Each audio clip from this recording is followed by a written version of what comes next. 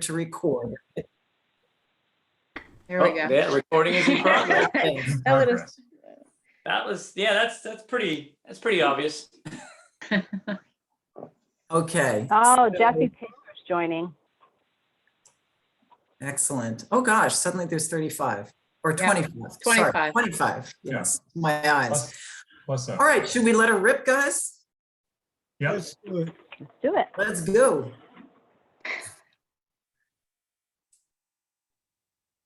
whoa. Whoa, here we go. Raphael and Hector. Ah, That moment is always fun when you open up the waiting room. I love that. how are you, Michael? Hey, everybody. Being recorded. Hey, Michael.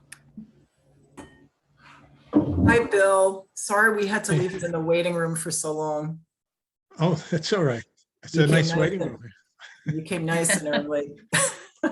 Thank you. I'm so glad to be Hey, here. Susan. Hi. Hi. Everybody. Hello from the West Coast. Susan.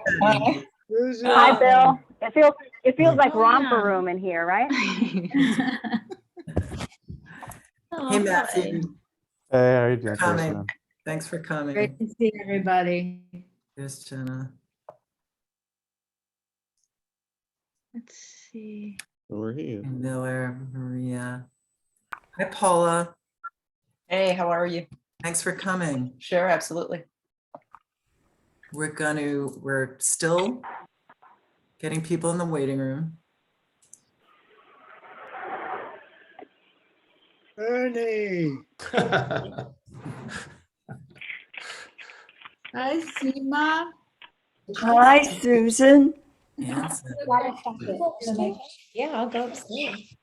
Nice to see you, Susan. Peter. Too. Everybody. Oh, What a great party. Hi, Marcia. did I just see Timmy? Hi. Yeah, I'm just How you starting. doing?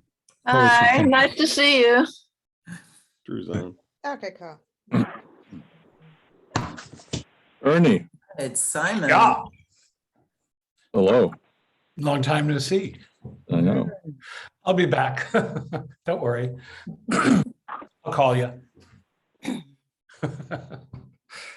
I'm back in town, actually. Oh, good.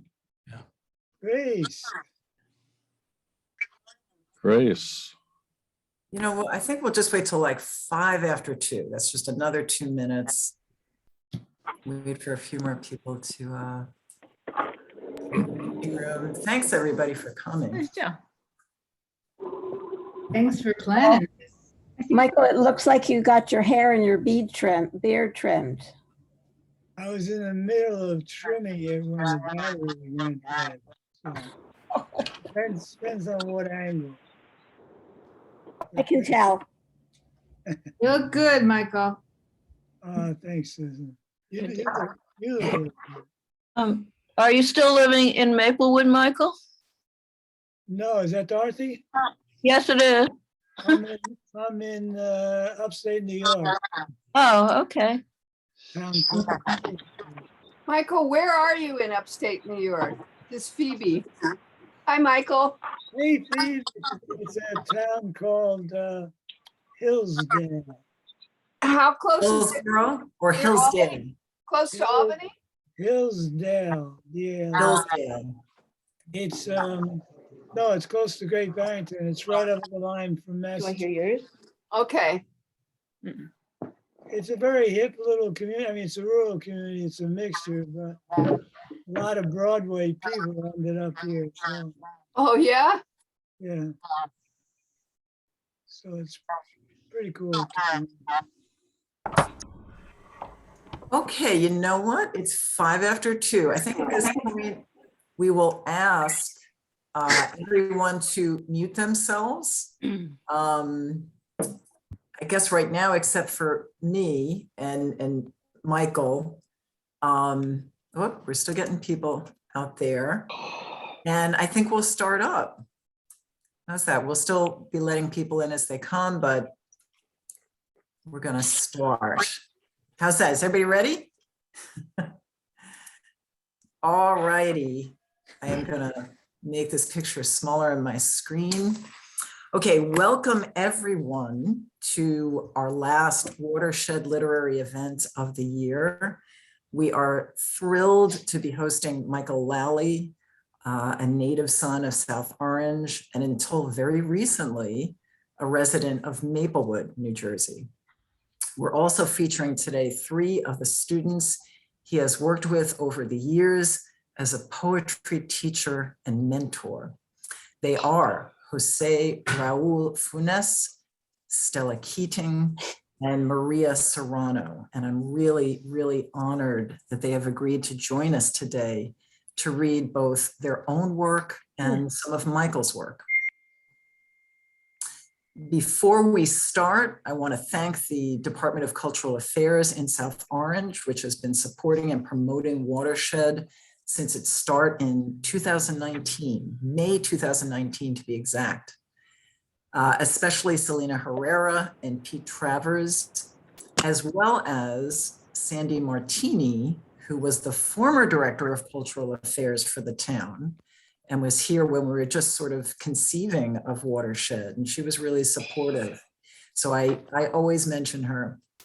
Ann Wessel is our program coordinator. She gets the word out to media about our events and helps me plan upcoming features. So thanks for all you do. And finally, I want to give a shout out to my husband, Gregory, who's watching the waiting room right now. And it's a good thing because we did actually have a Zoom bomber at our last event in October. It was kind of exciting. Greg made quick work of him. So thank you, Greg. Finally, I want to thank all of you in the audience for coming, because that is really the best way to show your support for Watershed. We do offer our features a small honorarium for reading for us, but the administration of it is completely volunteer. So we never ask for donations or anything. It's really just your presence that we want. Maybe spreading the word around a bit too, but it's your presence that is your support. So I know everyone is eager to hear from Michael. Let me just describe. All right, if everyone can mute. Se cortó. Muy bien está acústica todo. The little. Okay, if everybody can mute except for the speakers. I know everyone's eager to hear from Michael. So we're just gonna describe how it's gonna roll out. I'm gonna introduce Mike in a minute. He's gonna say a few words. He's gonna say a few words and read a poem or so to get us started. He'll be followed by our 3 guest readers. Then Michael will come back again and read more. So be sure to stick around to hear more of Mike's poems after the guest readers. When he finishes, we'll go to an open mic session. Today, we're going to give priority in the open mic to people who have worked with Michael or studied with him at a workshop or something, or just know him. And we invite those people to, come on and say a few words, read a poem of his or one of their own. Then if we have time, if time allows, and there are more people, just from the public who want to read a poem, they can do that too if we have time. All right, so that's how it's going to roll out. Michael, I think most people here are aware of Michael's prolific career as a poet. He's published 30 books now, the most recent of which is Another Way to Play, which I highly recommend. These are poems ranging from his earliest in the 1960s, right up to a few years ago, like 2017. Many of Mike's books have won coveted awards like the American Book Award and the 92nd Streetwise Discovery Award. He's also served in the Air Force, did a long stint as a Hollywood actor in LA, and always, Michael has led an activist's life for women's rights, for gay rights, against wars and violence and corporate greed. But what this afternoon is about, I think, is his value as a teacher and a mentor. I first met Michael at a reading he did at the Piero Gallery in South Orange. I don't know if you remember when this was, Michael, if maybe you did more than one. I'm thinking it was maybe 2006, sometime in the mid-aughts. After the reading, I went up and said hi to him and thanks for the reading, how much I liked it. And I left him with this little scruffy chapbook of poems I had run off at Kinko's so that I had something to give away to my family or sell at, the few readings that I was invited to at that point. It was called The Quickening. Within a few days, Michael had not only read The Quickening, he had written about the chapbook very positively on his blog. Now, I had never met this guy before. He had not been my teacher. I did not know him from town. And if you're a newbie poet like I was then, you know that you're looking for any crumb of encouragement, any shred of support. And it felt by doing that, Michael had just thrown me like a loaf of bread. Shortly after that, I joined the workshops that he held in his living room, in the living room of his apartment in Maplewood, the one he just left a few weeks ago, for which we were curiously undercharged. I don't know if you guys remember that, but it always seemed like the price never went up, no matter how many times you took it. And I worked over the next several years with poets like Jose and Stella and Maria and Susan Napak and Bill Lanigan and others, some of whom are here today, and I hope we'll hear from them later. Michael's style as a teacher was demanding but generous, democratic, daring, and unfussy. When I corrected someone's punctuation in class one night, I could tell he wasn't pleased with me.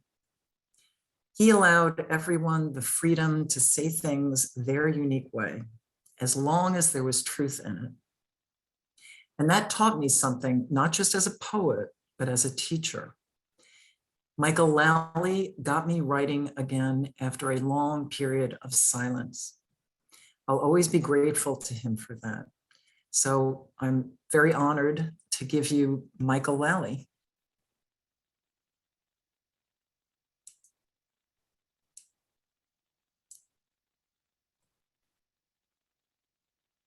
Now I don't see. Oh, Michael, can you unmute yourself?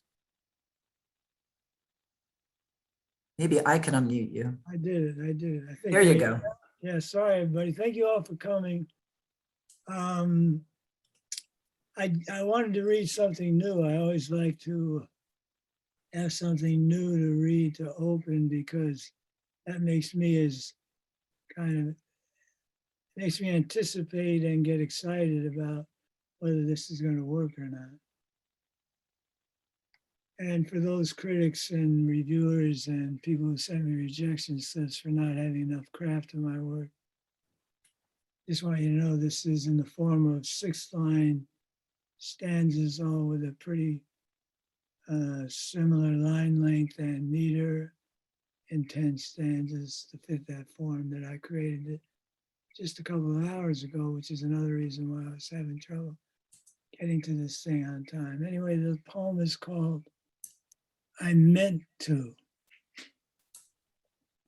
I meant to put those 63 names and email addresses in the VCC blind copy space, not the CC copy space. I meant to send it to him, not her.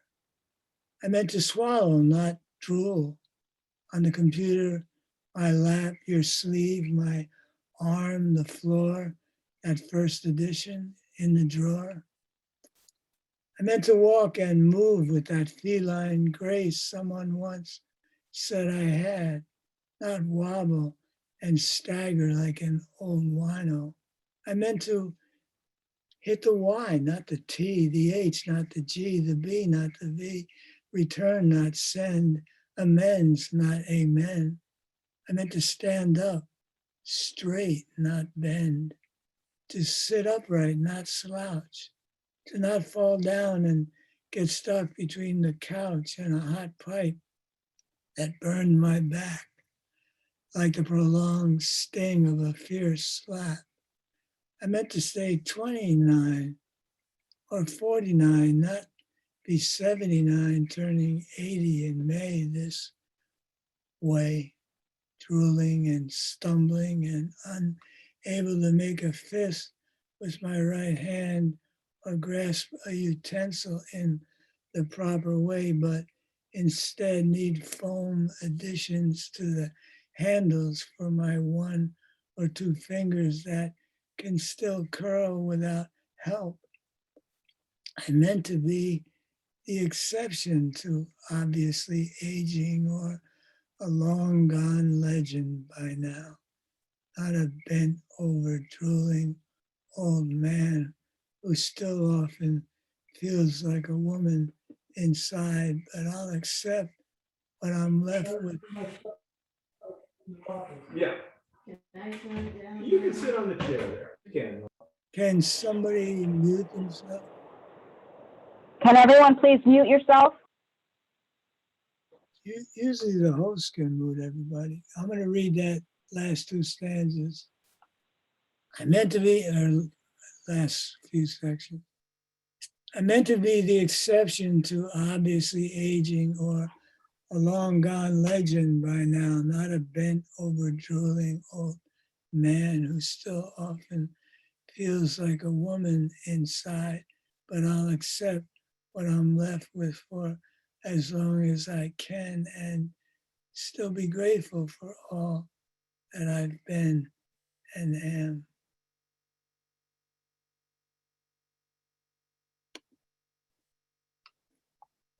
That's my 2 cents for now.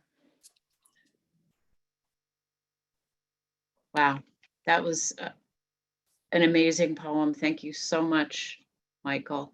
I'm Ann Wessel, and I'm here to introduce the 3 other poets. I'm going to start with Jose Raul Funes, who I have known for a bit as the tennis player and coach, but obviously he has another life as well. Jose Raul Funes resides in Roseland, New Jersey, which he describes as Brooklyn minus a big bridge, really high rents, or hipsters, though many of the neighbors have beards that are just as lush and well-groomed.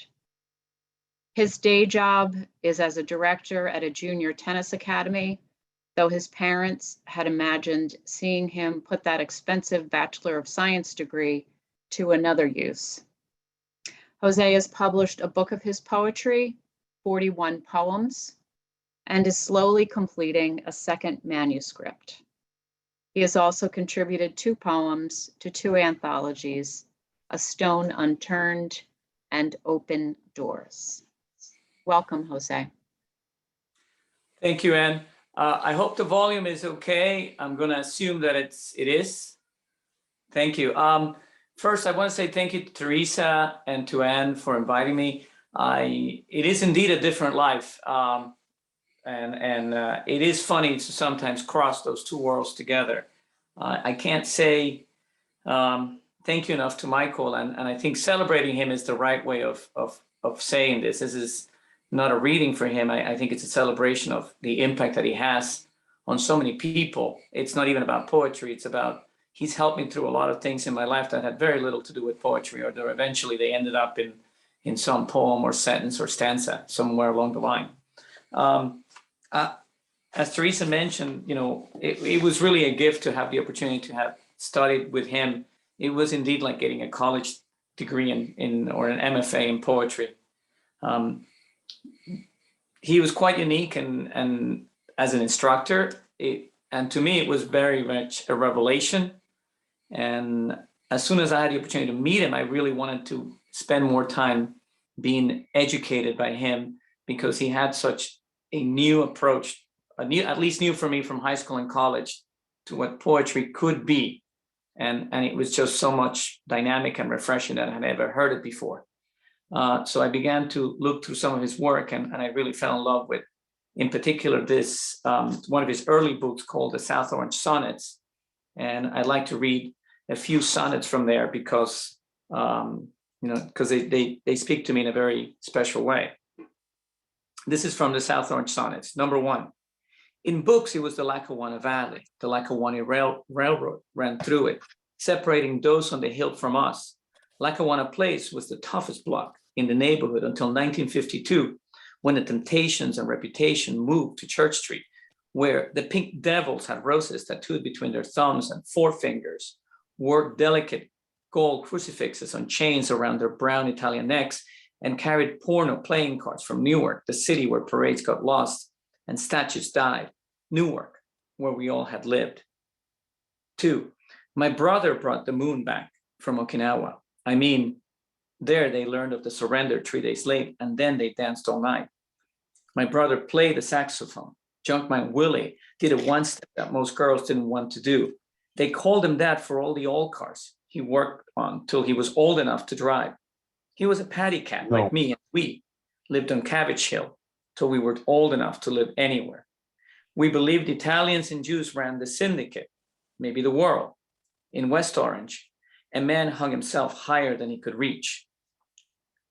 And to me, the sonnets, the South Orange sonnets, were fascinating because here I was, someone who had just come into South Orange, and I didn't really know all of the history. And here was a poet telling me the history of South Orange through his own history. And that just really spoke to me. Even though it was a personal story, it was universal. And of course, that is the power of poetry, to be very local and yet just completely be across the world. This one is one of my favorites just because I know so many of the people that he mentions here. Little Robert called himself a sporting man at 14. Came by Charlie's house talking about being a gambling fool and losing $100 a minute. And who has got the playing cards? A friend of Charlie's wife laughed and said, "Ain't you too old for card games now?" Charlie's wife made most men turn around. When I was 14, I watched her walk by the store where I swept the floor. 7 years later, Charlie's cousin told me I danced too close to Charlie's wife. My father figured Charlie, Kenny, Bobby, and the other friends I loved were lazy because they didn't have good jobs. Kenny didn't have a job. And the fascinating thing was that I met so many of those people in other places besides poetry. I had known them from the tennis courts. Kenny Graham, that Kenny mentioned in that poem, was a longtime South Orange resident that passed away some time ago, and the local tennis courts are named in his honor. And this is another favorite. One year, people refused to buy Christmas cards that said "Season's Greetings." A year later, we christened the new homes on the hill Juiced It. 2 years later, we sang guns for the Arabs, bicycles and sneakers for the Jews. Then a year came when the Jewish girls turned soft and ripe and full of round things we longed to hold. That was the year we all wanted to be Jewish. We wanted to kiss the thing they hung on their doors. We wanted to dip our fingers into whatever holy water was theirs. But most of all, we didn't want to wait to be the forbidden goyim they would sneak down from their hill 3 years later to sample. In many ways, that's really what I loved about Michael's mentorship. It opened all these doors to a whole bunch of different styles and to things that eventually, morphed into my own voice. Because as any writer, anyone that ever attempts to write, the first thing you do is you don't have a voice, you just copy voices. And then eventually you hope that you find one of your own. So one of the things I got into doing through a lot of his workshop assignments was just simply getting into, creating a journal style. So all of these pieces have a date attached to them because that's when they were written, and usually there's some connection. I don't know, hopefully there is connection. So this is called September 24, Heaven or Earth. It's 9:47 p.m. Just as I begin this poem, my cat leaps onto my lap. He lands awkwardly, claws first. Now I too have landed awkwardly onto the poem. Heaven or Earth, Mike said. Maybe heaven and earth? I was tired and didn't hear the assignment well. Is there a door to heaven? A summit where all aims are clear? But the only question I really care about is, where are you now? Up above, in the sky, the small clouds greedily wrinkled together, blanket the moon, the dark edges of the sky urging them to her light. They can never have enough of her. I miss last week's hard rain, as I realize now how much we have in common, how often I have stewed no different than the deluge falling anew, if unevenly, ravenously, if disorderly, but now that too is gone. And below, my cat now lies at my feet, partially curled atop my worn copy of John Ashbery's Notes from the Air. His tail lashes side to side as he licks his forepaws. I never understand the manners of his graces, just as I never understood yours. Where are you now? Do you ever think of me? Where are you now? Do you ever think of me among the quiet, among the crowd? And one of the fascinating things that happened through Michael was that I really got interested in a particular style. Like, we did an experiment one time. Most poems that I always read were first person or third person. And then we started doing some experiments, and the second person really, really attracted me because in many ways, a lot of these poems were written for someone very special, someone that is luckily no longer far away from me, and so that was a different style, and that's a style I really enjoy writing in. October 14. Yes, you know, I'm prone to disappointment, as I'm also prone to a lack of assertiveness, pretentiously poor grammar, opening my shoulder too soon as I hit my forehand, and particularly guilty of a digression to poetry as I stride down the aisles at Pathmark. So should one fault be highlighted above the others? Isn't egalite and democracy what Whitman, Williams, and O'Hara always stood for? This is not to tell you that I never feel a pang of guilt, for I hadn't thought of Ginsberg until now, on aisle 2, when I pick up a refill for liquid hand soap. Who has time to cultivate regret? I'm already too busy sorting out coupons and disentangling my poems from the moods of the weather. Then again, I vacillate on that too. Why shouldn't I, as a man, aspire to do as much as the seasons can, be as copious, temperate, tempestuous, and lustful? Because the wind is furious, I should be too? Yes.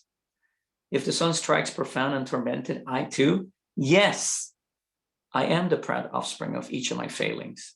And beneath them, I harbor my predatory nature. And you, the prey, always fragile, always swift too. For the nature of the lover is motion, and mobility is what I am. And while I always reflect on our distance, and in the past used to welcome it, you always returned, spanning between my east and my west, and towering above whatever is between them.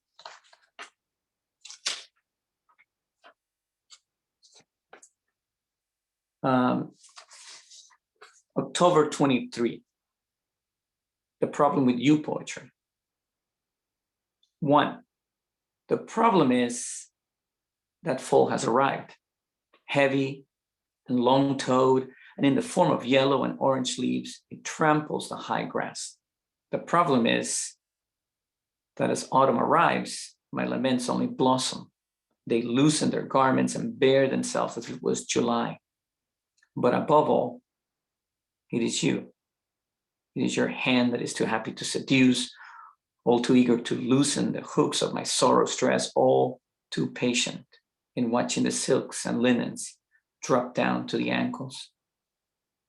Poetry, There is nothing respectable about you.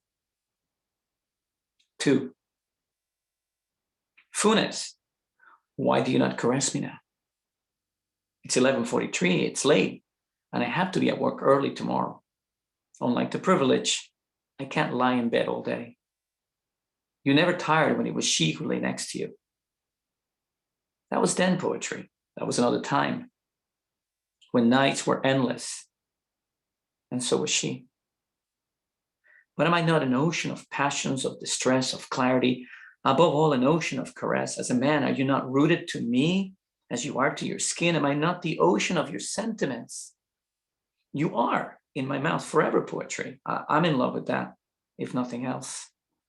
But without her, it's a sea without the virtue of a sea, a lost sea, a sea without sea, a useless sea.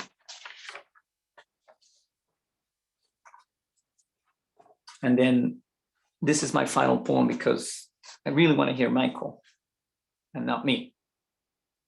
This is called March 3. How things are.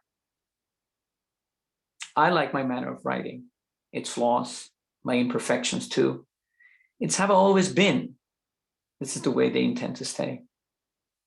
I like to give my attention to the projectile. There are those who fixate on the gun, the manner, circumstance over the effect.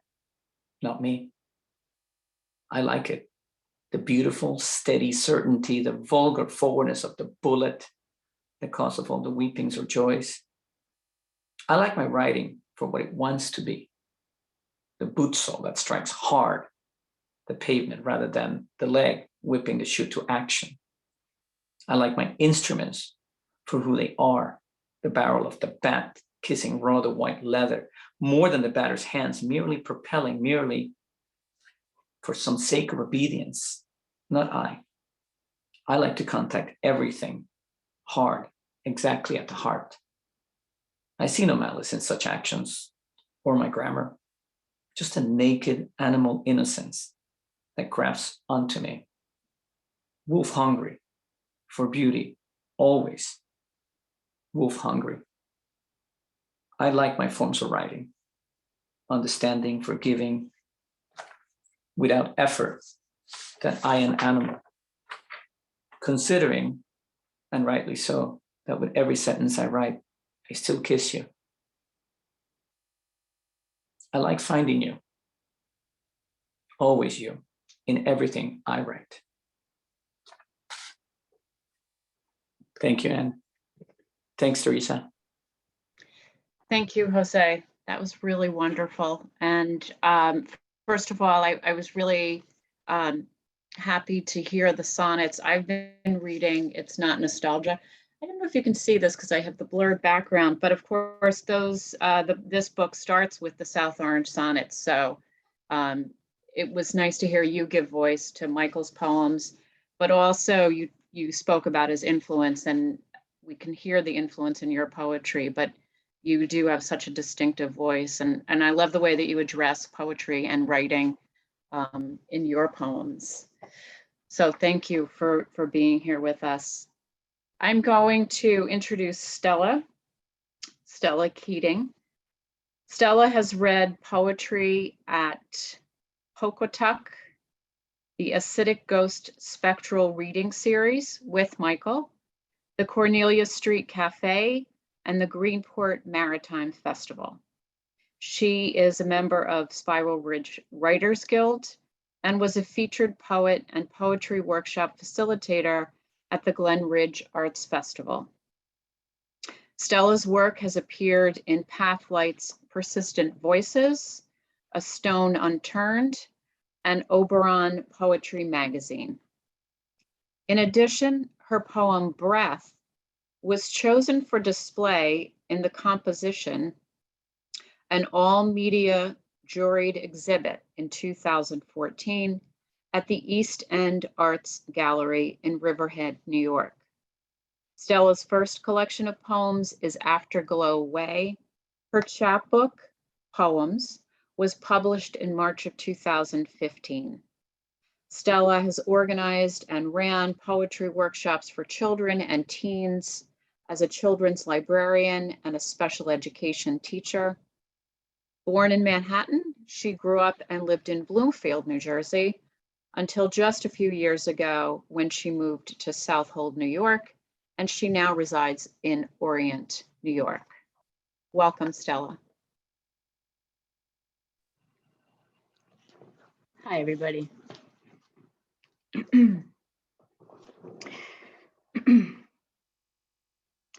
Thank you to the Department of Recreation and Cultural Affairs in South Orange for making this gathering possible. Thank you to Teresa for putting in the time to get us all on board, and to Anne for spreading the word out there too. Thanks to everybody who is here to support us in poetry and as a whole, and to pay tribute to Michael in particular. Maria and Jose are two of my favorite poets, and it is with so much admiration that I'm reading with them today, to honor and read with our friend and mentor, Michael Lally, another all-time favorite. It's through the naked readings of the Spiral Bridge Writers Guild in Montclair, New Jersey, that I was introduced to all three poets. I'm forever grateful for that. In March of 2015, Michael, Eleanor Nowen, and I featured for the Acidic Ghost Spectral Reading Series at Studio 26 Gallery in the city, because he had suggested including me to David Pemberton when we had gone out to eat, if I'm not mistaken, after the amazing Ray De Palma, Elaine Equi, and Jerome Sala reading in November of 2014. The reading we did was just a few months after my mom passed away. When I got up and made my way to the table, facing all of the people in the gallery, an enormous wave like a warm, comforting blanket came over the crowd from the back of the room. I felt it was my mom there to make her loving presence known and to ease my performance nerves. Michael insisted and convinced me to publish my chapbook poems for the event, which I gave copies of away to everyone there who wanted one, having picked them up from the printers that day. And he took the time to edit my work for the chapbook. Michael is one of the few poets whose workshops I felt comfortable enough participating in, knowing that constructive criticism and sincere encouragement from him and the group's other poets would help to elevate my writing and my relationship with poetry. I got to see, read, and listen to so many incredible poets because of him. I love you, Michael. I hear your voice when I read your poems. You continue to have such a meaningful impact in my life. And you hold a special place in this Diamond Stardust heart of mine.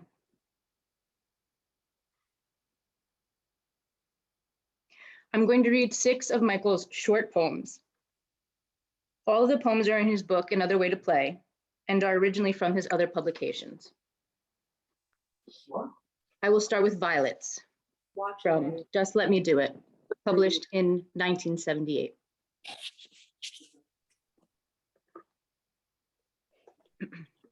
Violets.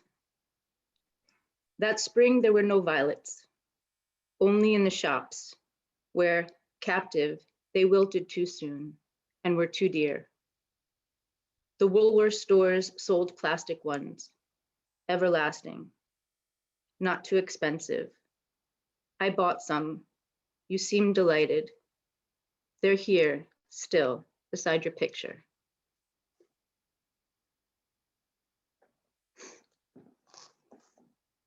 I'm afraid I'm going to start from Can't Be Wrong, published in 1996.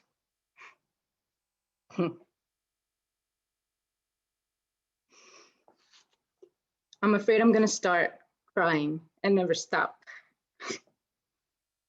I'm afraid I'll never cry.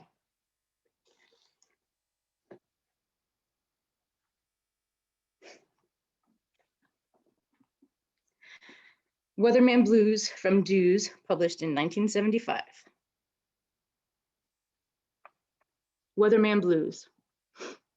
I have a brother made of cockroaches. Every morning I wake him and the bugs rustle, make noises like breakfast cereal until he gets out of bed and starts shaving. Then they're all quiet, watching him scrape off the unlucky eggs of his chin roaches. I have to help him start moving and help him sit down and so on because The roaches in his joints die from the heat of his energy at the end of the day. But his heart roaches and lung roaches never die.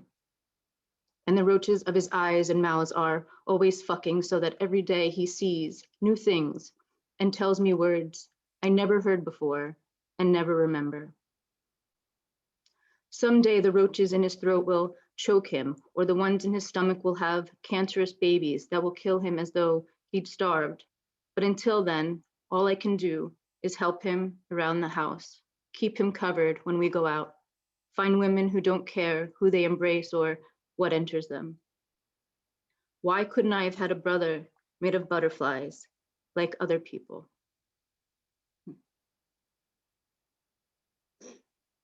The last three poems are from Rocky Dyes Yellow, published in 1975. Song. Where we bend, the world bends. Where we join, the air joins. Where we lie, the land lies. Where we move, the sea moves. Where we break, the air breaks, the land breaks. The sea divides. Where we break, the world bends.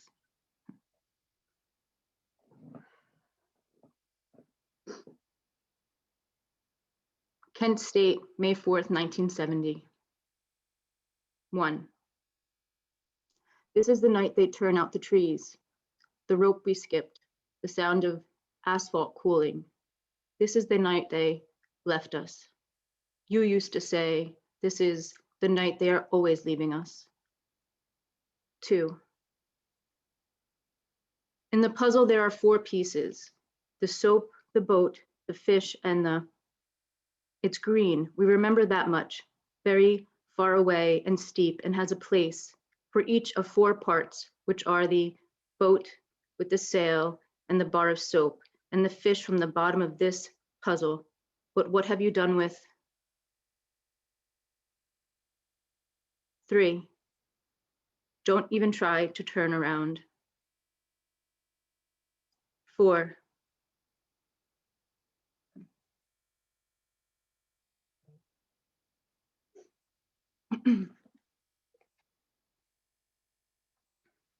We were always afraid of the quiet ones. It was a myth we believed, we invented, but now we know while we were busy watching the quiet ones, the others led us into the sea.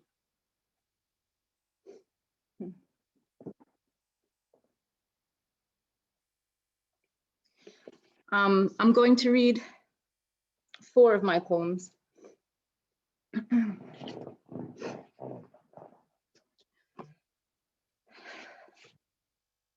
Something's Not Right, in response to Michael Lally's Love Never Dies. Michael said it best with lots of shit dies. Like that bit of my heart, a part of my artery dead. I asked Joe if I should mourn, hold a funeral knowing how that piece is gone, replaced by a stent. I mean to say, that won't be how I go.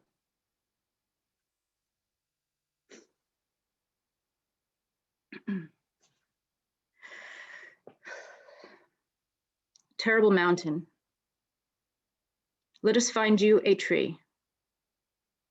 Make mention of the river, the moon, the wolf spider dreamt of, the girl, and, well, snow for that matter. Look, look, and then weep.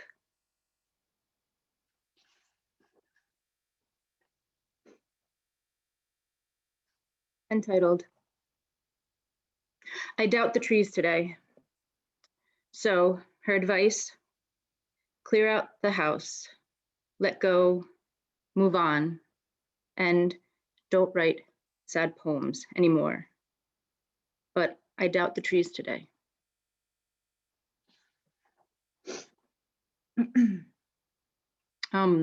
Every week since March of 2020, I've been participating in an online 100-word writing group started by my friend and poet, Annie Lanzolato. My date to write for the group is on Thursdays. I share these writings weekly with Maria and Michael.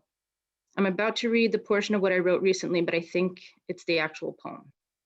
And this is the last one I'm reading today. November 4th, 2021. Still, I use too many words, anchors to attach meaning. Let me instead pour myself out into the spaces undone.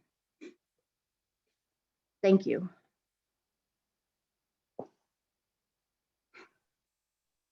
Thank you so much, Stella, for your really emotional and heartfelt and moving reading of Michael's poetry and your beautiful poems. Thank you so much. Our last friend of Michael's to read is Maria Serrano. Maria Serrano, a nearly 20-year student of Michael Lally, was raised in the Bronx and currently lives in New Jersey with her husband and youngest son. Her poetry has been published in Quilted from the Heart, Voices from Within, The Company We Keep, A Stone Unturned, and Open Doors. Recently, one of her COVID-related poems was featured as part of an art installation at Woodhull Hospital in Brooklyn. Maria has been a feature at numerous venues, including the Nuyorican Poets Cafe, Blue Stockings Bookstore, the Poets Forum, and La Esquina and Movimento. For many years, she was an active member of Spiral Bridge Writers Guild and served as co-host of its monthly poetry reading series in Montclair. Maria has 2 sons and 2 granddaughters. She earns a living managing a global oncology clinical trials and looks forward to graduating from Johns Hopkins University this May with a Master's of Applied Sciences in Global Health. Welcome, Maria.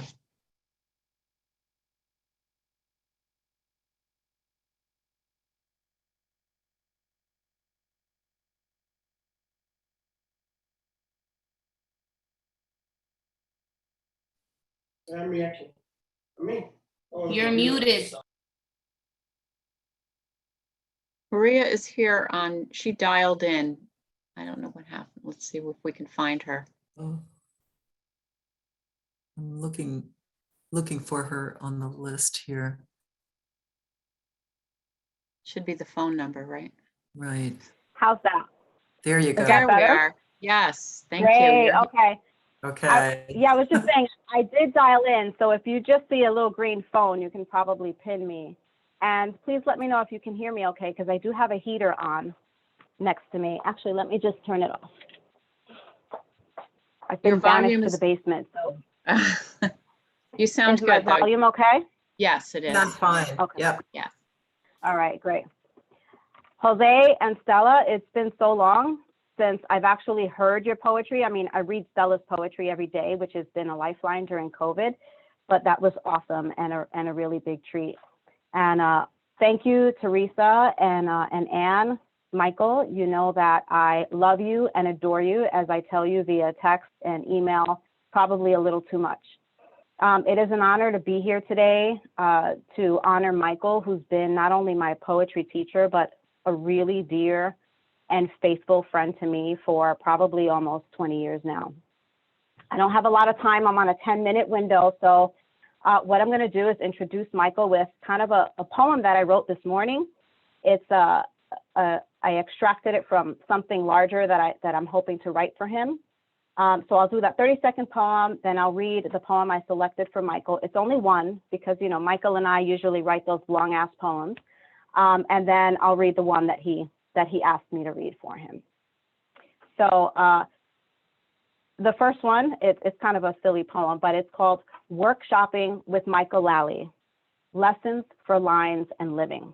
And of course, I have to start it with his, I don't know if you guys know that, his famous little thumb thing, but you had to start it like that.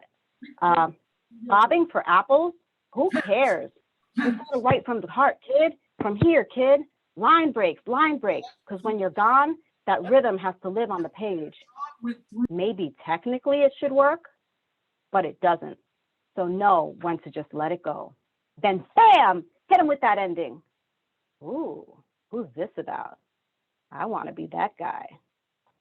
So that's any of the numerous things that you can hear on a workshop with Michael. The poem that I chose for him, for those of you that know his work, most of his pieces are super, super long. So I'll read this and then I'll get into why I love it and why I wanted to read it today. Loving Women, and this is from his Attitude book. Loving Women. In 1956, I got on a number 31 bus in Valsburg, the last neighborhood in Newark before South Orange, where I was going home to after spending the hours after school with a girl I'd just met and fallen in love with.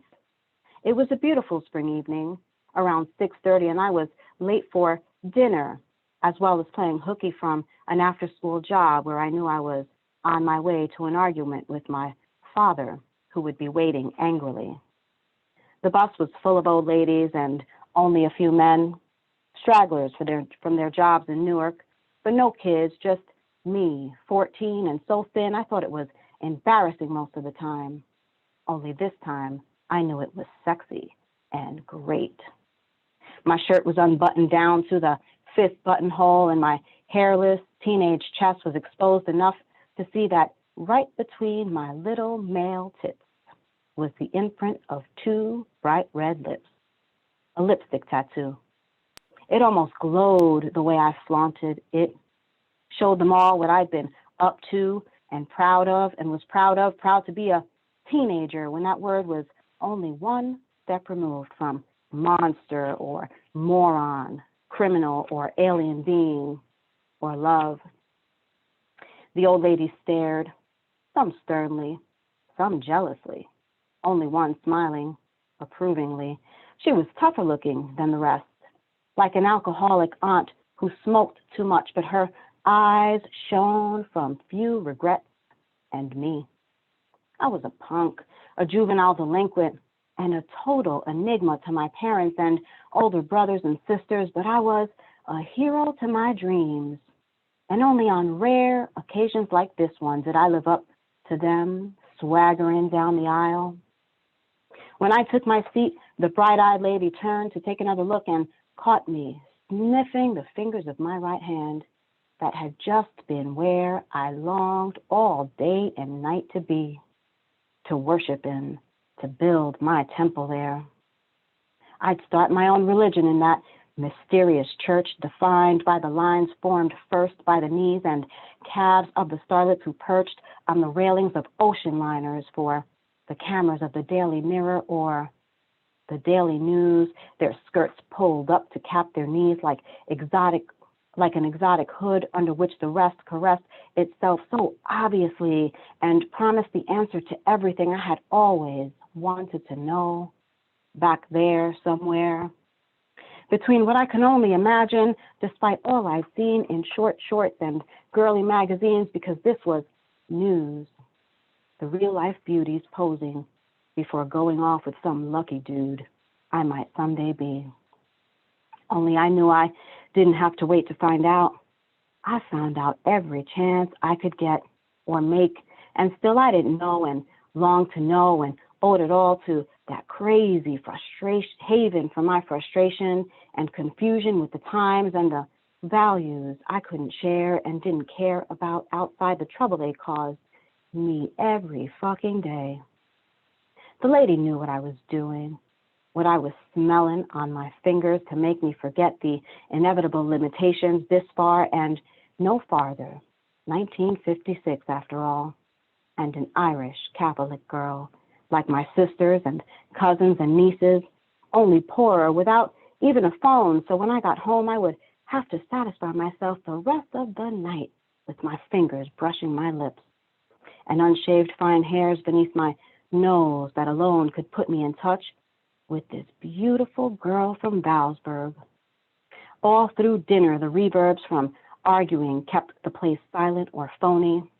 until my father, not noticing how often I wiped my mouth, got to feeling better with the dinner and the evening's rest, looked hard into my eyes, and with only the slightest glimmer of mischief said, I was the most falling in lovest boy he had ever seen or heard of.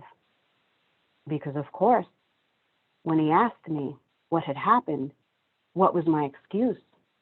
I hadn't told him all the details, but I had told him the truth, that I had fallen in love again, only this time with a beautiful Irish girl like his.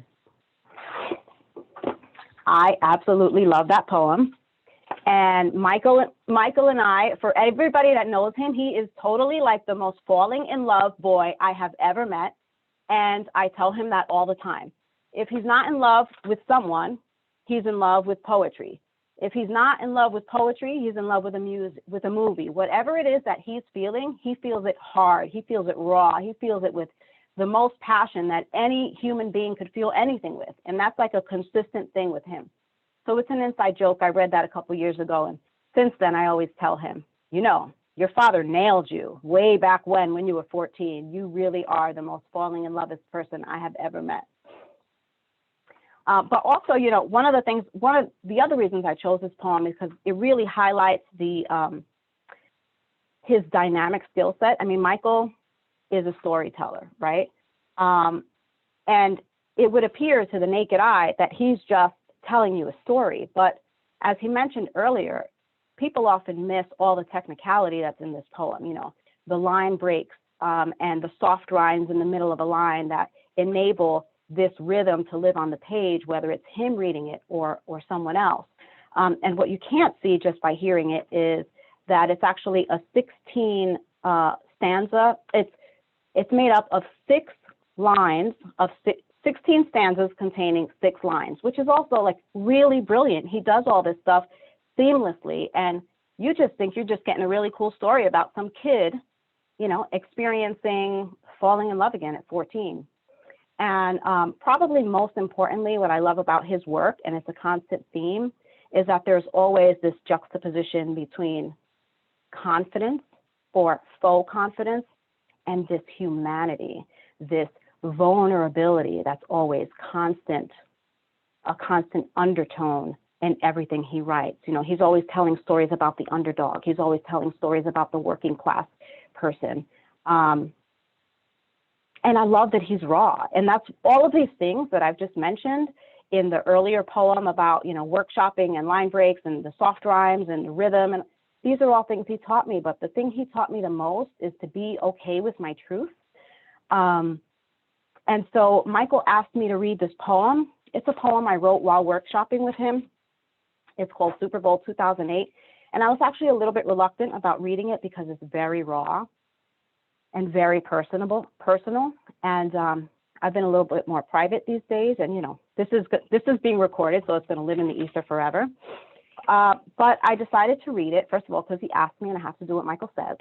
But also my good friend, Rich Viad, who's on and who's also an amazing poet, also reminded me that, as Michael says, your truth is never wrong. Your truth makes you who you are. But also, from Rich's perspective, if your truth can help someone, particularly young people, then perhaps it's a social responsibility. And that is also something that Michael has demonstrated throughout his life, a voice of social responsibility. So this poem is Super Bowl 2008. I should preface it by saying that in 2008, the New York Giants won the Super Bowl. And apparently New York and New Jersey was crazy because nobody expected them to win. So here we go. Super Bowl 2008. I hate football, but being that I had 12 men in my house screaming their heads off, all of which have at some point been an underdog, considering that none of them are rich or privileged or otherwise entitled in any way, and how it's a story of my hometown rising up against an undefeated, sure to win big dog, and Michael Lally caught up in the flurry of the aftermath of the Giants' big win, and unbeknownst to him, changed our assignment last minute to one of writing about redemption. I can't help but want to say to the big, bloated, beehived, purse pressed to her chest lady on the 31 bus who told my mom and me to speak English, and the habit-wearing nun, Sister Alice, who told Miss Kelly, my first grade teacher, in front of my face to treat me as if I were slow, and to Molly, who told her gifted boarding school daughter not to act like me or follow my lead, lest she turn out like me, and to the boy who used his body to assault my body day in and day out for a year. I remember how 5 years later, when I was 14, you told me you knew I'd turn out to be a dingbat.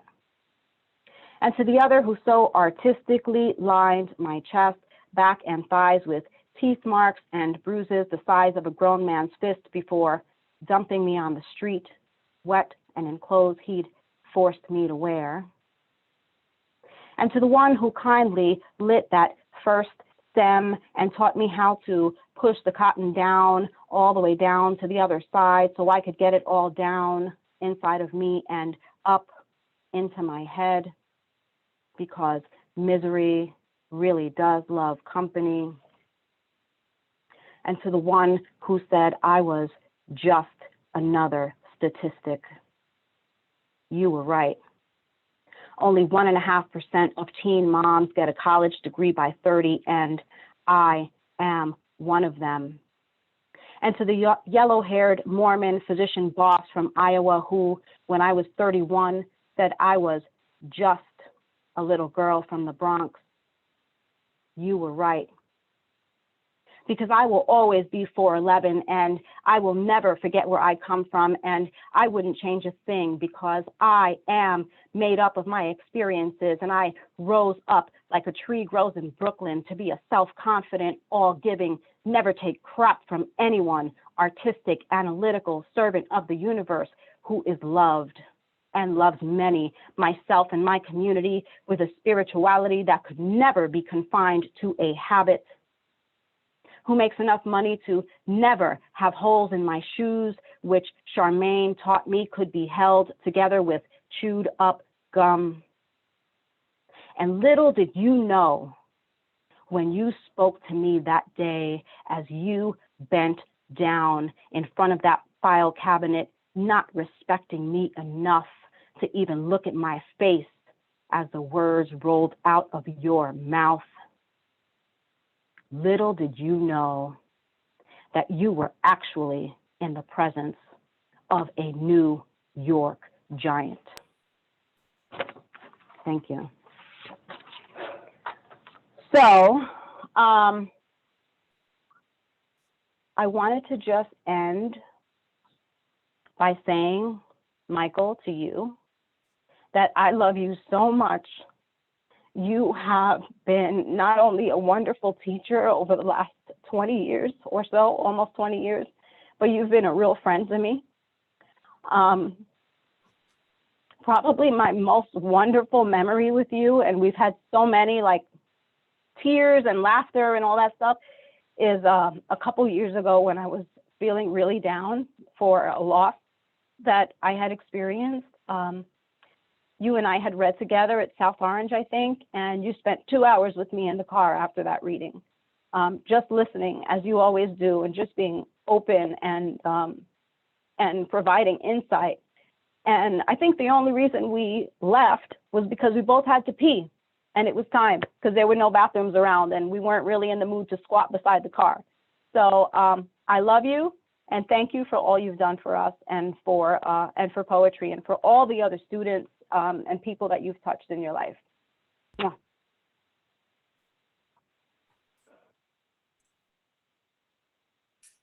Thank you so much, Maria. And thank you to all of our guest readers for not only sharing their own work, which was just phenomenal, but also really getting to the heart of how Michael helped you get to those places that you just took us to. I really really am so honored that you came today and shared your thoughts and your feelings about him and about the world. I was gonna read a poem or two, a short poem or two of Michael's, but I think, given the time, and I think what people want right now is to hear Michael. So I would like to bring Michael back to read as long as he likes, and then we'll do our open mic for people who want to join in after. So Michael, you want to come back?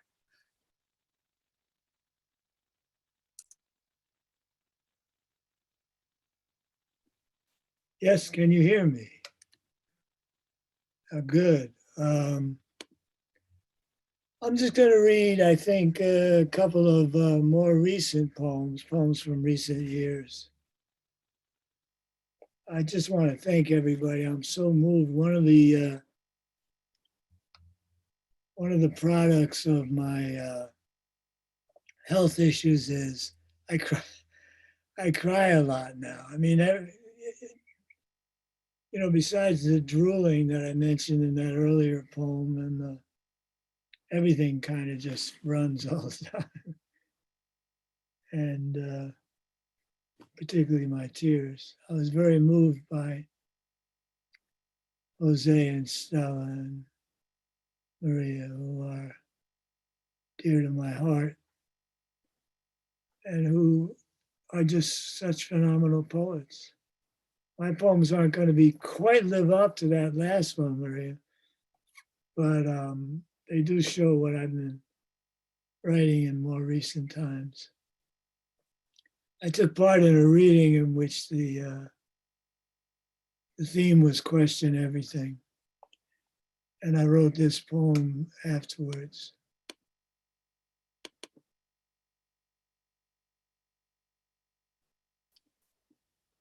Question everything. So says the poster in this Midtown Manhattan venue. And it has every and thing separated, as if they were two different words, which makes it seem like things are to be questioned, as in the famous quote by William Carlos Williams, no idea but in things, which would mean going around questioning tables and tools and lamps and forks and, well, any object, but it could mean the way thing has been used as a substitute for penis, which makes me imagine going around with a microphone asking penises questions, either literally, like actual dicks, or figuratively, like people who are penises, you know, dicks. But who wants to question all the dicks in this world? To what end? There was a time when I wanted to and did question the dicks of the world, either in political debates or radio interviews. I was what the old use of the term DJ once meant back when I was 18 in 1960 in upstate New York. And then in the early 70s, when I was in my early 30s, I was a DJ on the first gay radio show, at least in DC. Or rhetorically questioned some of the dicks in politics or the powers behind the politicians. In speeches I gave when I was asked to talk at rallies and protests and demonstrations. And man, I just remembered I used to quote Karl Marx and say his favorite motto was doubt everything, with the everything one word in the translation I read. But he might have meant it as two separate words and been thinking of dicks too. Marx's favorite motto, doubt every dick. I like it.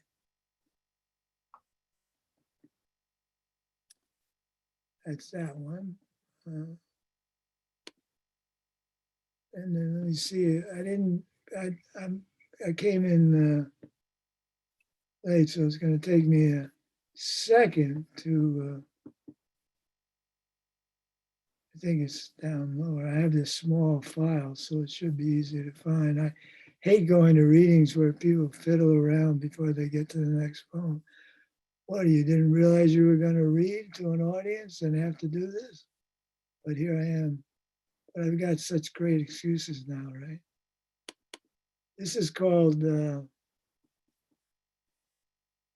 Way Back When, and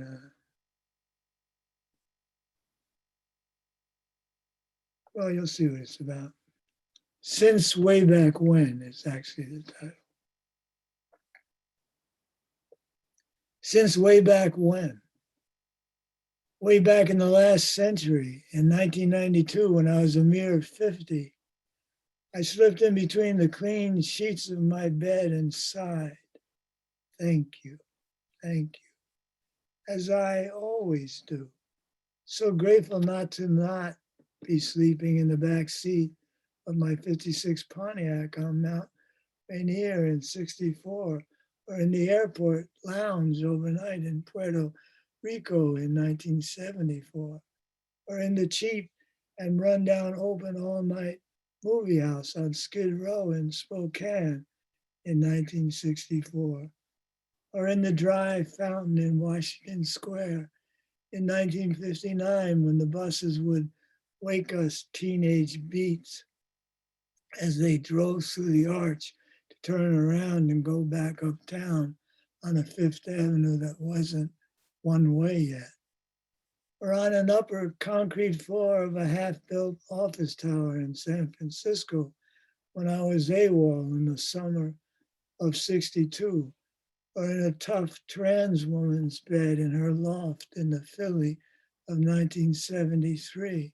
or in a cot or bunk bed in the military in 62, or 3 or 4, or wrapped in winter coats and clothes huddled around a tiny electric heater with my 2 kids I was raising on my own because their mother was in a coma that lasted 6 years before she died, and the new landlord of the building in not yet Tribeca, the illegal for living in loft I was renting was in, had quintupled the rent I refused to pay, so was trying to kick us out and had cut off our heat to convince me to leave, and me and my kids ended up on 2 different friends' fold-out couches for over 6 months in the Manhattan of 1980, or me on another friend's floor for several weeks in the Santa Monica of 83, while my kids stayed with my second wife until I could get a place for them and me, or yet another friend's floor in Iowa City in the fall of 66, or in a patron's Brooklyn Heights apartment in the spring of 66, or on sidewalks and park benches and lawns or subway seats back when in the 1950s, when the fare was a dime, or red-eye flights and trains, or passed out drunk or high in the beds of strangers in the DC and NYC of the 1970s, or on the floor of a farmhouse in upstate New York in 1960, owned by the first Black farmers I'd ever met, or in a gray 49 Chevy owned by a cohort of Black military buddies, one of whom was sleeping in it too after we failed to find lodgings that would accept us in the segregated city of Atlanta in 1962,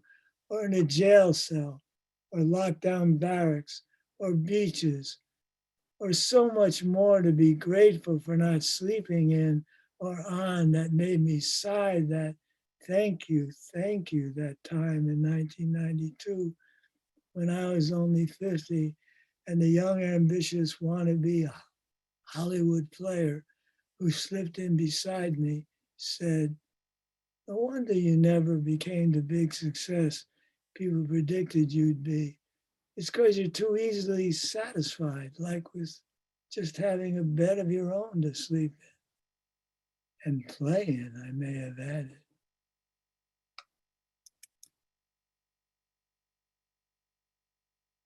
That's that one.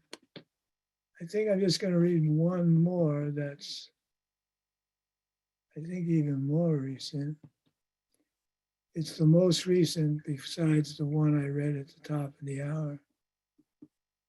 I can locate it in this little folder. I know you're here and you're easy to spot.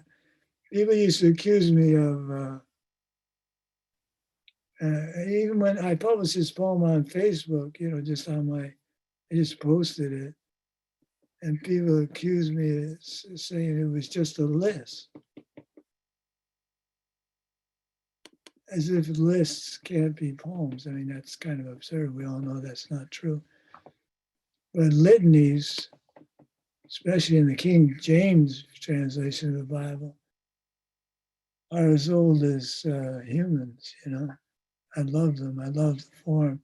Before my brain operation in 2009, I constantly, compulsively, neurotically made lists in my head and challenged you for, what are your 5 best favorite movies? What are your, I was constantly doing the list thing. And it completely went away after the brain operation, along with other changes in my mind. But it's come back a little bit recently, and now and then one comes to mind. And that's what happened with this one.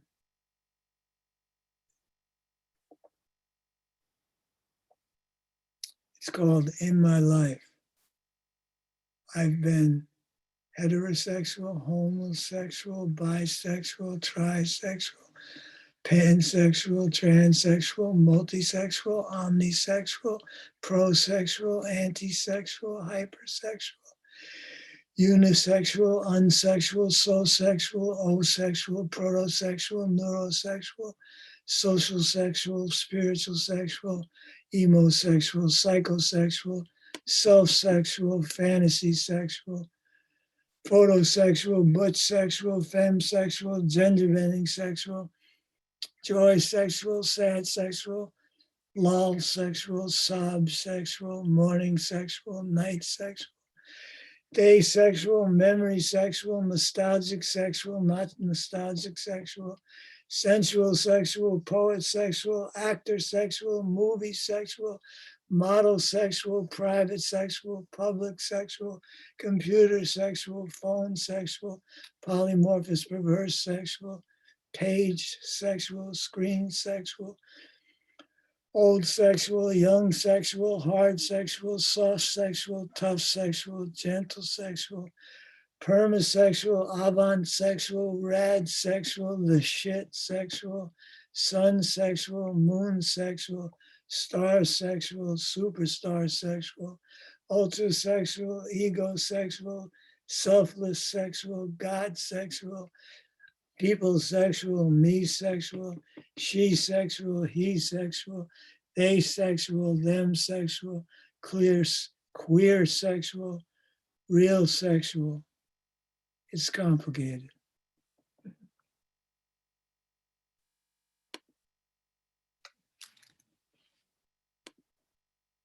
That's my contributions.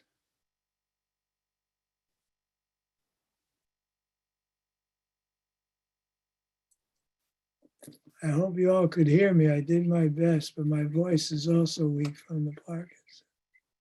We could hear you great. Thank you. Thank you so much, Michael. I'm going to bring Anne in here at this point. We're going to ask, I mean, we could do this, you know, in the chat way, or just, you know, by showing hands, maybe waving a hand or something. But Anne's going to call on people who, you know, let's start with people who know Michael or who have been a student of Michael's or related to him somehow. And then we'll go from there, see how much time we have. So I'm just kind of looking at the board. Oh, Bill Lanigan, you wanted to read? Yes. Thank you. Terrific. I did want to read, but now I feel like I'm following Sinatra. And yeah. I'm not sure I want to read. So I'm just going to do it. I haven't written poetry in a while. I was wondering what to do, and I did study with Michael. In 2008, I wrote this poem, and I pinned it under the light switch in my bedroom. So unless you've been there, you haven't seen it. And I'm just going to read that now. It's called Affirmation.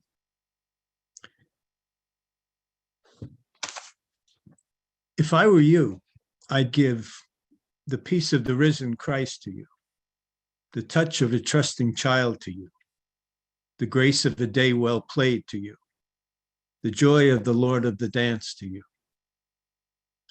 To you, laughter undaunted by evil, confidence despite misfortune, smiles for unexpected kindness, the relief of self-forgiveness. If I were you, all these and more I'd give to you. And I am. And so I do.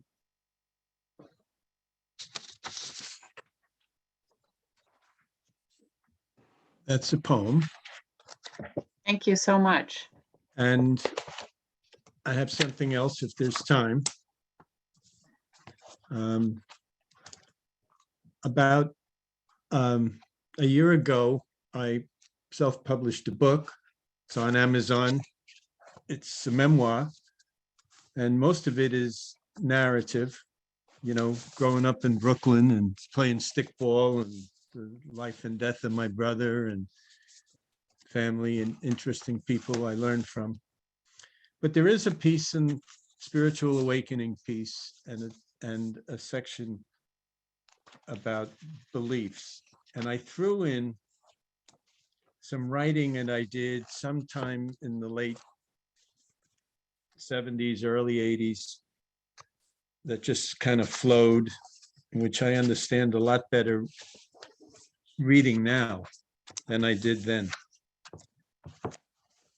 It's not poetry, but it's poetic language enough that I think it can crash this party and allow me to shamelessly promote the book.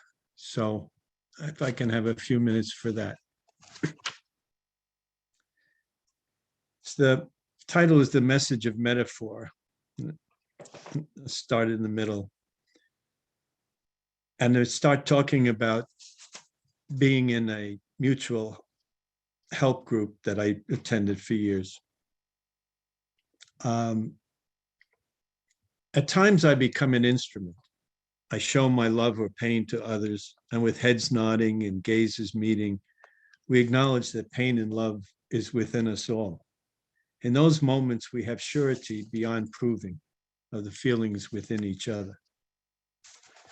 Metaphors, images of the creative brain, like shared pain or love, seem more original and individual than logical thought. They arise from unreflecting reaction to constantly shifting circumstances. The message of metaphor, this is like that, indicates previously unperceived connections within the flux. I have guidelines of faith, techniques of balance, excerpts from the rule book, which provide for my survival and growth within the shifts of reality and consciousness. God, the boss, the Lord of the dance, the higher power, the infinite radiant is, gave them to me in the form of an old-fashioned exhortation. I remember the message, not the form of the messenger. The message may have come from a voice within or from the sky. It may have been delivered by a presence in the darkness of my bedroom, or accumulated in thousands of interactions with everyday people. It is enough that the message arrived, that the rules are good for me.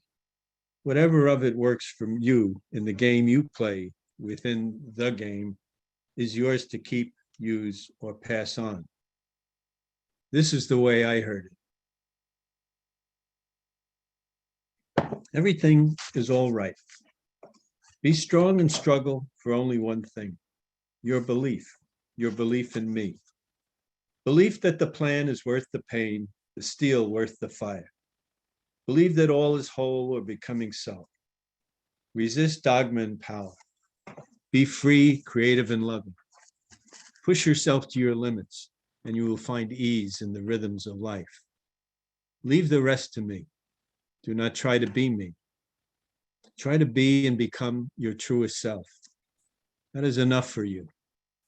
Share your pain and joy with others and let them share with you. It will help you both. There are chasms of mystery which will terrify you. Look into them when you are at your best. When you are terrified, turn to your brothers and sisters and trust me. Often your perceptions and the results of your efforts will fill you with anger, despair, or terror. You do not see the all. You see only part of the becoming. Remember that. Remember the power of love and sharing. And remember that you who breathe and sense without intention or effort, you who have no power to create my simplest life form, cannot fully understand what is. I am sharing it with you. You are life, as am I. I am who am. Try. Try to love people. This is the way to other levels of meaning. My reality seen lovingly is a wonderland. Do not distort it. The balances which govern it are necessary. You have been given life, possibility, and gifts for delight. Disappointments, pain, and loss for depth. Creation involves effort and choice, discarding and accepting, imagination, delicacy, strength, and humor. So it is with my universe, so it is with your life. You did not come to being fresh sprung, but of a coupling of survivors, a merging of differences and similarities. You did not come from magic, to dance like elves, to be carefree but ephemeral, to vanish in morning's light as the coffee is heated. Neither plow horse nor elvish dancer, you are my special apes, touched with my consciousness. You are where the world has opened its eyes. Bill, I think I'm going to stop you there. Thank you Yes, so much. that's We have a fine. lot of number of people who want to read. Thanks so much. That's it. Thank you. Okay, great. Perfect. Perfect. Thanks so much. We have a few readers. Bobby wanted to read a poem. Bobby Miller.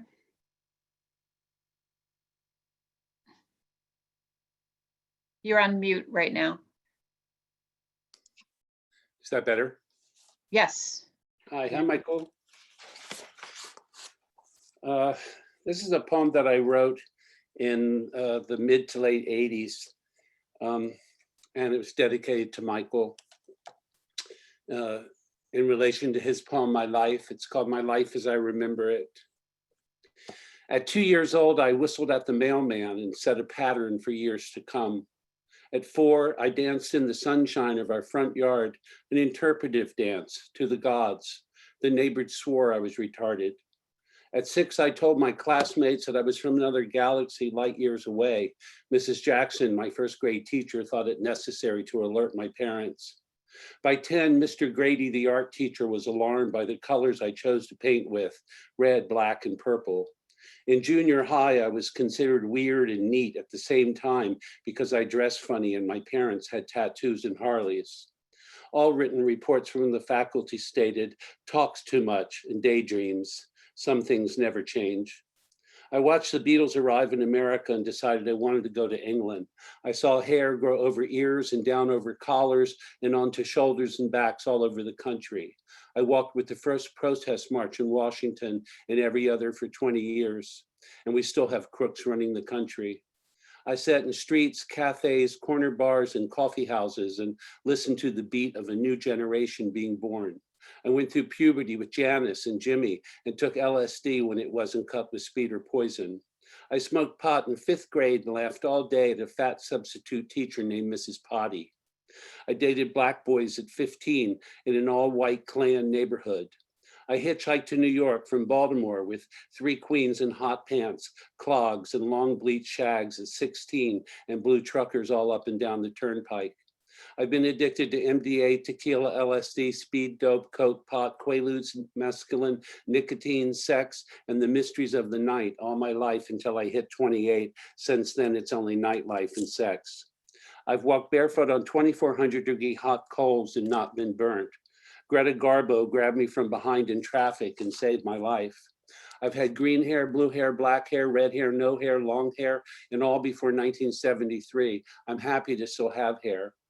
I've walked Sunset Boulevard, Polk Street, 42nd, Hollywood and Vine, Christopher Street, Far Island, Provincetown, Key West, Bombay, Miami Beach, London, Paris, Rome, Milan, Montreal, and every gay ghetto street listed in the book, and I'm still looking for the perfect lover. I've lived as a woman for a solid year and had tits. Thank you. I've dated black men, white men, brown men, red men, yellow men, and several delicious women. I've been engaged, married, in love, divorced, separated, and brokenhearted. I've had syphilis, gonorrhea, crabs, scabies, hemorrhoids, hepatitis, appendicitis, dermatitis, and the flu at least 50 times. And I feel better now at 69 than I did at 25. I spent the last 11 years meditating, concentrating, contemplating, applicating, educating, investigating, and instigating a higher ideal. I've been a born-again Christian, a crystal-holding New Age visualizationist, a Buddhist, a Hindu, a Christian Scientist, a universalist, a bullshit artist, a seeker of truth, a charlatan, a holy roller, a shamanistic dancer, a guru, a disciple, and an enigma to my friends. I'm a triple Gemini natural blonde who loves God and takes time out to smell the roses. I've been around the block at least 10 times, and I'm ready to go again until these feet won't carry me anymore. I've always believed in the power of love and that the groove lies somewhere between the heart and the genitals. I've never been deliberately cruel, and I've never hit anyone with my fist. I hope I never have to. I've been a whore, a saint, a sinner, a healer, a heathen, an actor, a poet, a drag queen, a straight man, a teenage zombie, a punk rocker, a greaser, a clone, a faggot, a streetwalker, a skywriter, a vegetarian, a teacher, a student, a wanderer, a caretaker, a wild thing, a father, a son, a yogi, and a fierce hairdresser. I've been lost, found, confused, absolved, punished, and rewarded. I've stared death in the face and wondered why not me yet. I've talked and listened and heard and seen and been shown the way. I played follow the leader, pin the tail on the donkey, 5-card stud, and Russian roulette with the silver-handled 38. I lost $8,000 in cash gambling and won $500 on a bet in less than a minute. I've seen the eye of God and been touched by her hand. I've seen miracles happen and been disappointed dozens of times. I've been almost everywhere, met almost everyone, seen almost everything, done almost all of it, and I'm still waiting to be discovered. The night has 1,000 eyes, and I'm a gypsy dancer who's still hungry for more. Thank you, Michael.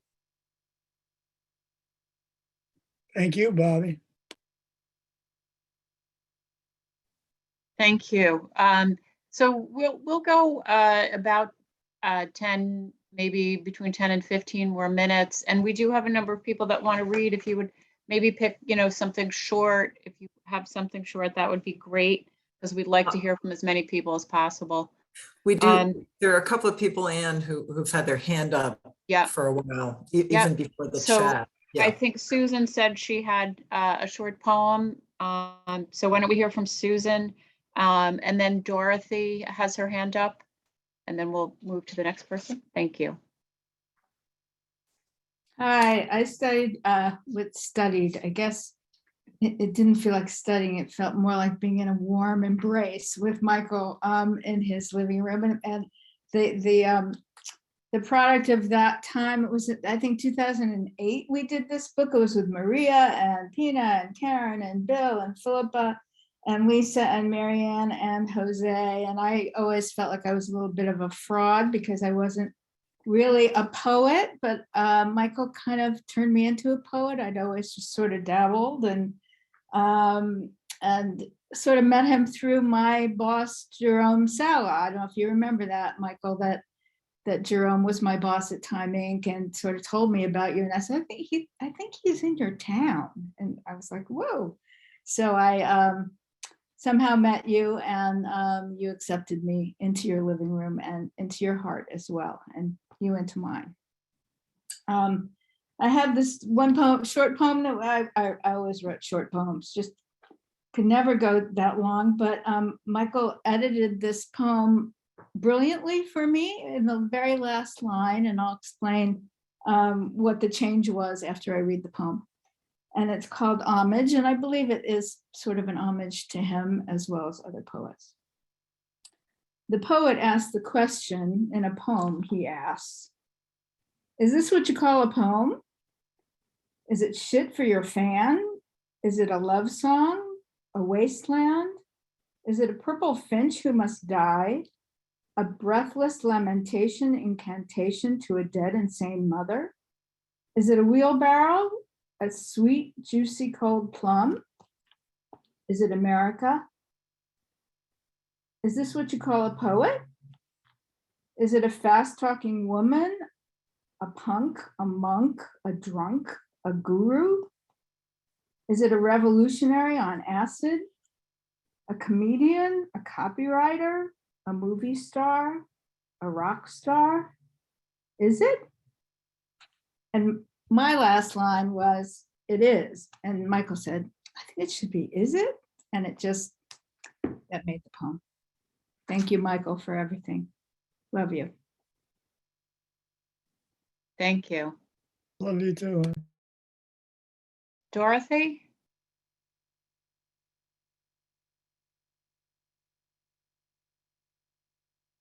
Did you still want to read, Dorothy? Okay, I guess, You're yeah. muted.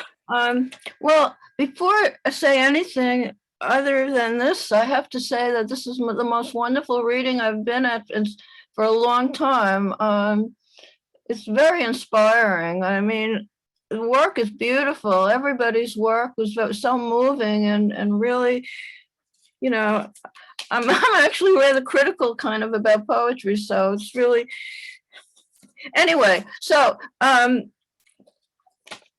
met Michael about 45 years ago, actually, at John Ashbery's poetry workshop at Brooklyn College in the MFA program, and was immediately impressed with his manner, his style, his openness, his energy, his optimism, and his poetry. So, you know, it's like, well, I'm sort of overwhelmed by hearing his work, but I'll read a poem. It's called How I Was Born.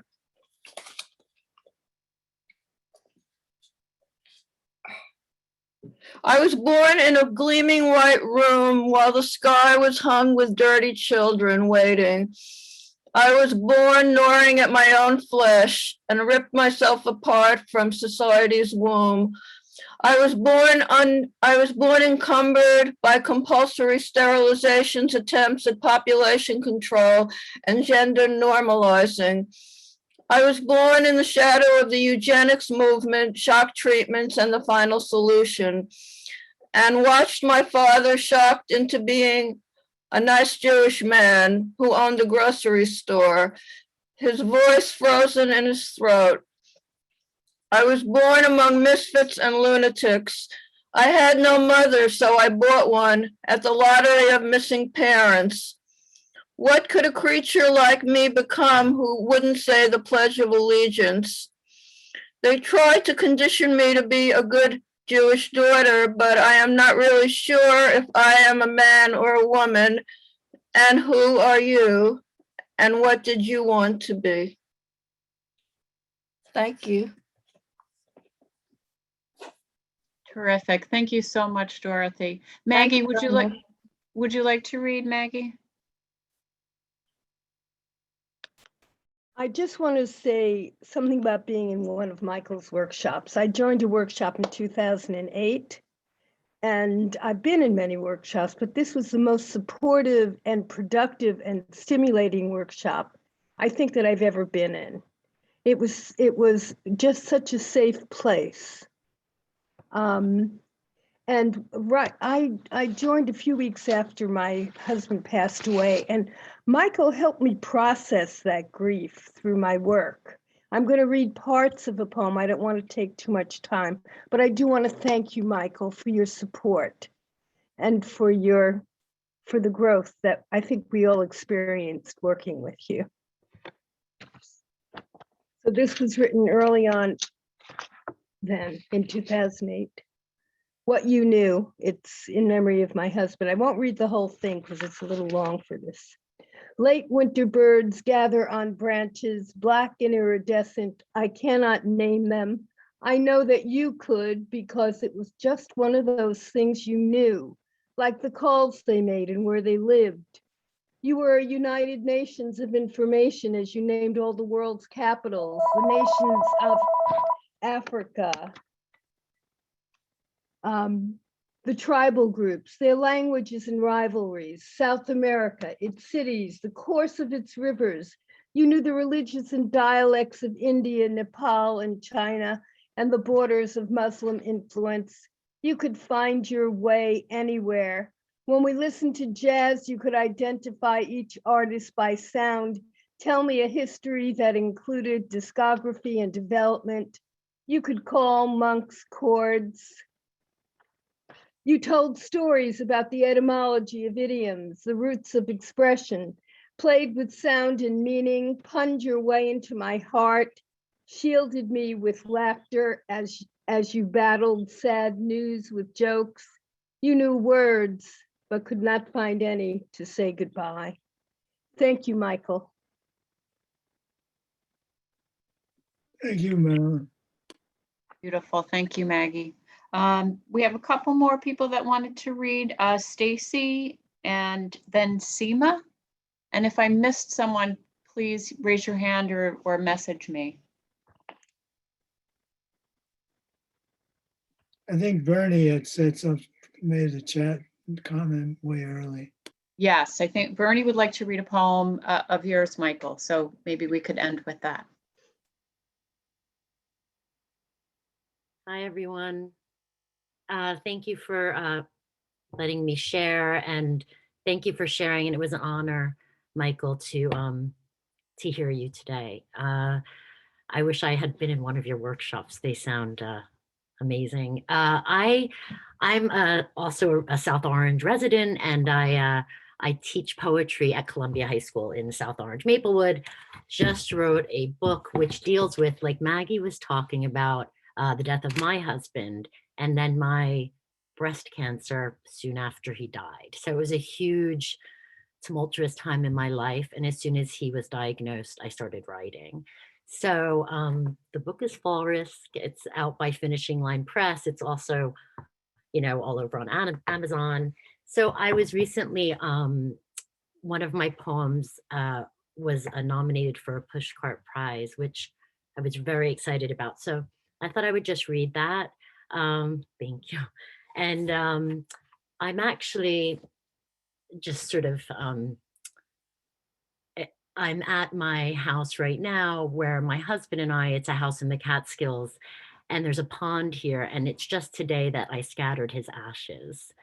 So it's very fitting to read this today. So thank you so much for being here and listening. It's called Blue Jeans. Eventually, I clean, pick up after you once more. Dead Levi's scattered in lumps along the earth of your closet like crumpled drugstore receipts. I count 6 and whip each microscopic specks of dust fly from the denim, bits of you in my hair and my face.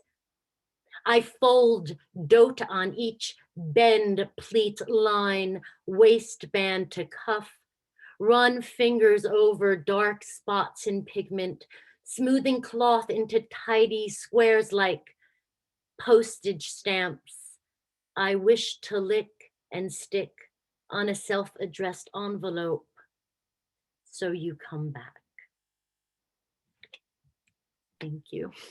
Thank you so much, Stacy. Thank you for listening. Thank you. And Seema, if you're still here, Seema wanted to read a poem, and then we'll end with Bernard reading one of Michael's.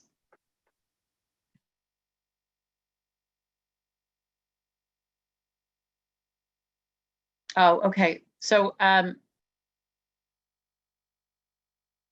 Actually, Seema has decided that she's not going to read. So we'll end with Bernard reading one of Michael's poems. Thank you, everybody who's volunteered to read. We really appreciate it. Thanks a lot for everything. And this feels like a big responsibility, but I really just would read this if it was just Michael here. I met Michael almost 50 years ago, and in mass transit, he and Terrence Winch and Ed Cox and Tim Dugas and some other people kind of introduced me to the idea that poetry could be written now and that you could use the English language that you actually recognized to write it in. And because what he did was so different from anything I would do or could do, I didn't have glamour, for example. It seemed like the poetry was really different, but this poem is one that really feels like I have the same thoughts as him sometimes, even though the references are really different. It's called Walk on the Wild Side. Michael, I hope this is okay with you. I'm so dependent on what other people think about me. That's not the way I want to be. I don't want to be like Lawrence Harvey and Walk on the Wild Side either. I only saw it because it was the first time Jane Fonda played a whore. That was long before the Vietnam War. Or not, that wasn't a war, I forgot. Congress never declared war on anybody in that one. That was what? What was that one? Not a police action, that was the Korean War. It's funny, isn't it, how we're allowed to call them wars after they're over? Well, they're never really over anyway. I can't remember anything about that movie except Jane Fonda was almost as young as I was then, and she was beautiful in this fragile, sexy teenage woman kind of way that she isn't today. Somewhere in there, she turned from fragile to brittle, the kind of distinctions real poets love to play with, but not before they throw out a lot of obviously intelligent and imaginatively deep images so that everyone will know it's poetry, and smart poetry, which is why I stopped doing that a long time ago, except now and then just to slow down the pace of the ideas that always race through my mind when it's time to write a poem, which for me is any and all the time, because you see, I'm a poet and I can always make it rhyme, just like the rappers do, only middle-aged white poets ain't supposed to. They're supposed to write about how the rocks are talking to them tonight in the muffled tones of their ex-wife, which implies a marriage to the earth, which has been broken up only when the rocks talk to me. They say stuff like, "What up, honky homie?" Or, "Whoa, you see that stone? Check her out." Or, "Hey man, it's okay. You're going to make it through today, and come tonight, you'll be all right no matter what they say. You are just as much who you were meant to be as we are, brother. And the earth is our mother too. Hey, someday you might be a rock yourself like you thought you were in 1956 when the colored girls did go do, do, do, do, do." Thanks, Michael.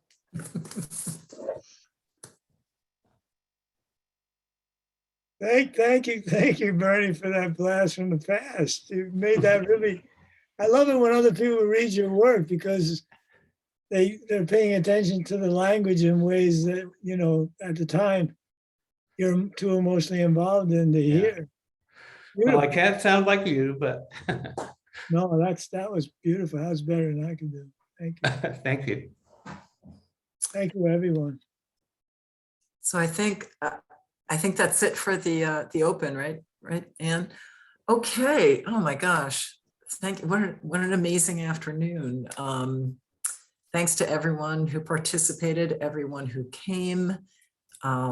Michael, the town already misses you, but it was so great to see you here today and be able to read with you and hear you read again. Yeah, let's just keep in touch. You know, now we know that we're just a phone call or a Zoom call away. So good luck to you in your new digs up in, what was the name of the town again? Hillsdale. Hillsdale, New York. And we expect to see more poems coming from you. Maybe there'll be another reading in the future. We would love to have you back. That'd be wonderful. And I want to thank so many people who showed up here who I haven't seen in a long time, like Angela, it's been a while, and Cinda, what a treat to see you here, kiddo. That's going back a long damn ways. I won't say how long because we don't want to embarrass anybody, but And those others as well, but those are the ones I just saw on my screen and wanted to say a thank you to. And thank you to everybody from the old workshops in Maplewood days. And Bernie ending it was mass transit in the DC 1970s, man. This is wonderful. Cinda goes all the way back to Iowa City, the Wow. 60s. So, You got your fans all over. yeah. And friends.